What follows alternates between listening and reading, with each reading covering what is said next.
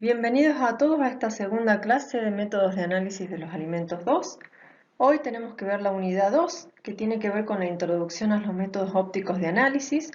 Primero vamos a ver un poco lo que son los conceptos generales para que ustedes comprendan qué abarcan los métodos ópticos de análisis y después ya vamos a ver específicamente lo que es la espectroscopía atómica y algunos diseños de instrumentos y cuáles son las aplicaciones en el análisis de los alimentos. Ya después en las clases subsiguientes ustedes van a ver otros métodos como ser la espectroscopía molecular. Bien, para comenzar algunos términos que vamos a usar mucho, entonces es necesario que recordemos o nos pongamos de acuerdo. Por un lado, ¿qué es la espectroscopía? Bueno, en realidad la espectroscopía es un término general que indica las interacciones que se dan entre distintos tipos de radiación y la materia. Es decir, para que lo comprendamos fácilmente, es la interacción que se va a dar entre cualquier tipo de radiación y nuestra muestra, ¿sí? Porque en definitiva nosotros queremos obtener información sobre esa muestra, ya sea la identidad de los analitos que lo componen o también la concentración. Eso es la espectroscopía. Después vamos a hablar, o ustedes van a ver que muchos métodos tienen que ver con la espectrometría o también llamados métodos espectrométricos. Bueno, específicamente cuando hablamos de espectrometría o métodos espectrométricos, estamos hablando ya de la medición de esa intensidad de la radiación cuando interactúa con la materia. Entonces, a través de algún tipo de dispositivo electrónico, yo la puedo medir y eso realmente me puede dar un resultado que se relaciona proporcionalmente con la cantidad de materia que tengo o, como les decía, con la identidad. En realidad, la mayoría de los métodos espectrométricos y de las técnicas de espectroscopía que nosotros vamos a ver se basan en o utilizan la radiación electromagnética. Si bien hay un montón de distintos tipos de radiaciones, estos utilizan la radiación electromagnética. Bien, en este punto hay algunos conceptos que debemos recordar y que cualquier cosa ustedes deben repasar de la materia métodos de análisis de los alimentos 1 que vieron en el cuatrimestre pasado, porque son conceptos que vamos a seguir usando e incluso vamos a construir nuevos conceptos a partir de estos y es importante que los refresquen, ¿sí? Por ejemplo, uno de esos conceptos era algunas propiedades que tenía la radiación electromagnética y que la hacían comportarse de forma distinta. La explicación o los fenómenos de la radiación electromagnética se podían explicar bajo dos modelos distintos. Ustedes habían visto un modelo ondulatorio y un modelo mecánico cuántico. En el caso del modelo ondulatorio, se hablaba de que la radiación electromagnética se representaba por campos eléctricos y magnéticos que experimentaban oscilaciones. Y, digamos, en definitiva lo que hablábamos era del término onda. Estas oscilaciones de estas ondas tenían diferentes parámetros para medirlas. Por ejemplo, como ustedes están viendo en la imagen, un concepto que tenemos que retomar de esta materia que les comenté antes es el término de longitud de onda, que tenía que ver con la distancia lineal que había entre dos puntos equidistantes de dos ondas sucesivas, ¿sí? En este caso, para nuestros nuevos fenómenos que vamos a estudiar, más que nada nos importan los campos eléctricos. Allí ocurren todos los fenómenos que vamos a estudiar, por eso vamos a dejar un poco de lado lo que es el campo magnético de este modelo ondulatorio de la radiación electromagnética. Sin embargo, es necesario recordarlo, ¿no? También hablábamos de un término muy importante que era la frecuencia, ¿sí? La frecuencia tenía que ver con el número de oscilaciones por segundo que se producían en el campo. Bien, esto lo que tiene que ver con el modelo ondulatorio que permite la explicación de muchos de los métodos ópticos que vamos a ver. Sin embargo, también para explicar la radiación electromagnética teníamos otro modelo, que era el modelo mecánico cuántico. En el modelo mecánico cuántico se decía que la radiación electromagnética en realidad estaba constituida por una corriente y un flujo de partículas discretas, ¿sí? Y que estas partículas discretas se llamaban fotones o cuantos. También van a ver que hay muchos métodos ópticos que se basan en este modelo para explicar cómo funcionan esos instrumentos o esos equipos.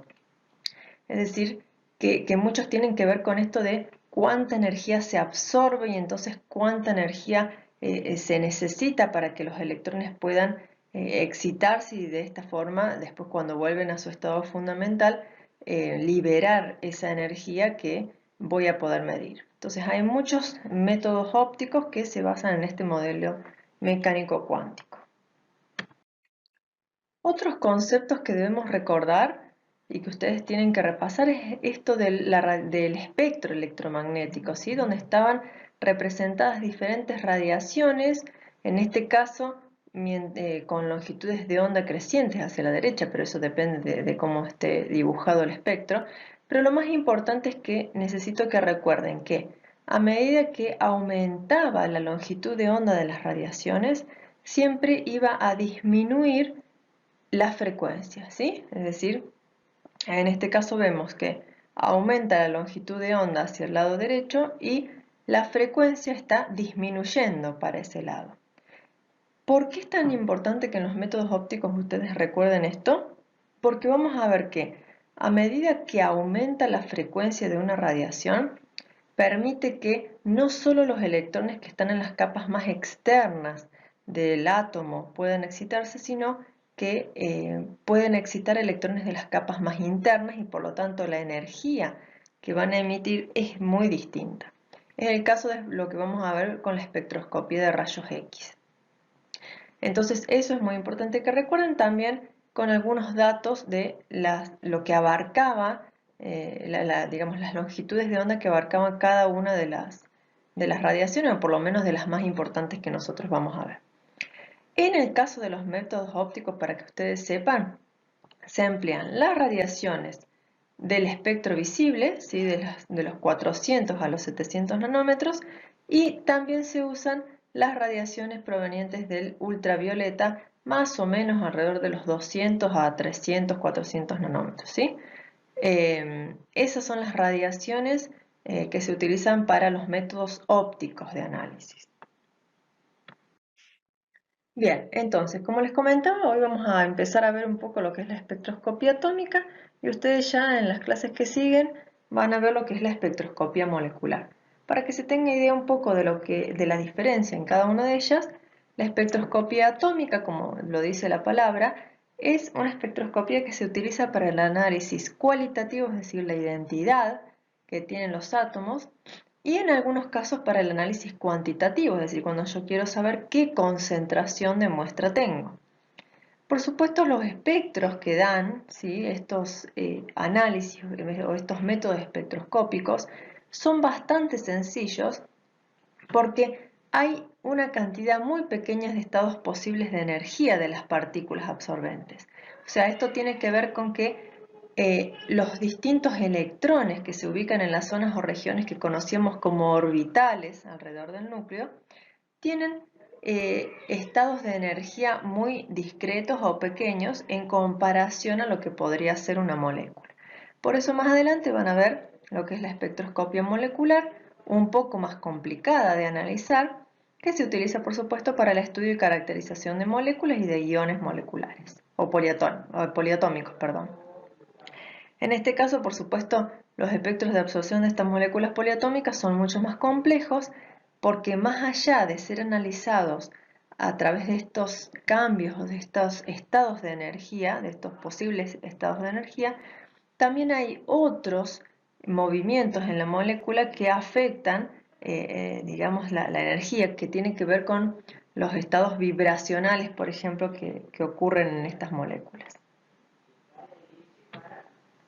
Bien, existen diferentes clases de métodos espectroscópicos de acuerdo al fenómeno que se estudia. Pueden ser estudiados fenómenos de emisión, de luminiscencia, de difusión y de absorción. Hoy más que nada vamos a ver aquellos instrumentos ópticos que utilizan fenómenos de emisión, de luminiscencia y de absorción.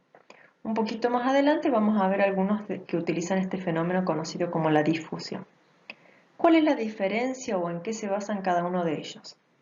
En el caso de la emisión, lo que se hace es, gracias a algún tipo de fuente, que ya vamos a ver cuáles son las que más se utilizan, La muestra está en estado excitado y cuando vuelve a su estado fundamental o basal, porque los electrones eliminan ese excedente de energía que tenían, se mide esa radiación justamente conocida como radiación emitida, ¿sí? Por eso yo les decía que hay algunos conceptos o cosas que debemos recordar. En este caso algo que ya han visto mucho, pero es necesario tenerlo bien fresco ahí en la cabeza, y es esto de el átomo formado por un núcleo de protones y neutrones y que alrededor están girando los electrones ubicados en zonas o regiones conocidas como orbitales. Cuando estos electrones o el átomo absorbe radiación, los electrones en general de los niveles más externos de energía son los que se excitan y cuando vuelven a su estado basal o fundamental, que era el de menor energía, liberan ese excedente. Entonces, en el caso de los fenómenos de emisión, se mide esa radiación liberada o emitida cuando las partículas excitadas vuelven a sus estados de energía inferiores. En el caso de la luminiscencia es un poquito diferente, porque lo que se necesita sí o sí es una fuente externa de radiación. Esta fuente externa va a incidir sobre mi muestra, la muestra va a absorber energía, se va a excitar y se mide la radiación que se libera cuando vuelven a su estado fundamental, pero que esta emisión se produce con muchos ángulos distintos, o sea, en forma disipada, así que los instrumentos son un poco diferentes a los de emisión atómica. Después, otro fenómeno que les comenté que vamos a ver en otras unidades es el término de difusión o los fenómenos de difusión. En general, si nosotros pensamos en una radiación que incide sobre mi muestra, parte de esa radiación es absorbida por los átomos y hace que estos se exciten, que los electrones se exciten, pero parte de esa radiación pasa, ¿sí?, por los lugares donde no están estos átomos. Muchas de las radiaciones estas igualmente chocan con esos átomos y mientras más grande sea el átomo, más todavía importantes son los choques.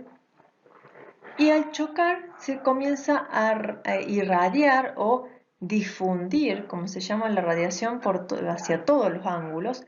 Y esta es la radiación que se mide en los fenómenos de difusión, ¿sí? Entonces es la radiación que no fue absorbida por el átomo, sino que chocó contra el átomo y de esta forma se disipó, se difundió en todos los ángulos.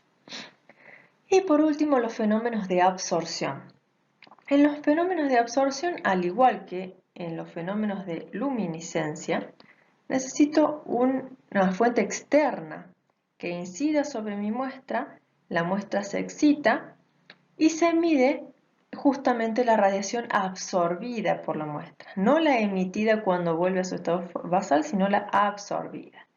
Existen diferentes formas de medir esta absorción que tenían que ver con estos términos de absorbancia y transmitancia que ustedes vieron en esta materia anterior. Bien, entonces acá están los diferentes fenómenos. Cada uno de ellos va a utilizar, por supuesto, instrumentos ópticos distintos con diferentes componentes que ya vamos a ver en general cómo están formados.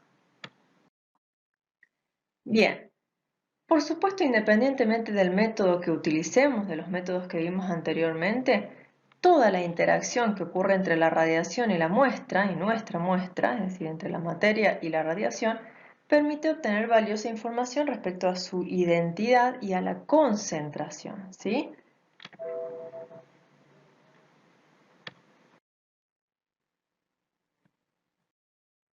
Bien, ¿cómo es en general el diseño de un instrumento óptico? ¿Sí? Esto independientemente de cuál sea el fenómeno. En general están constituidos por 5 componentes básicos.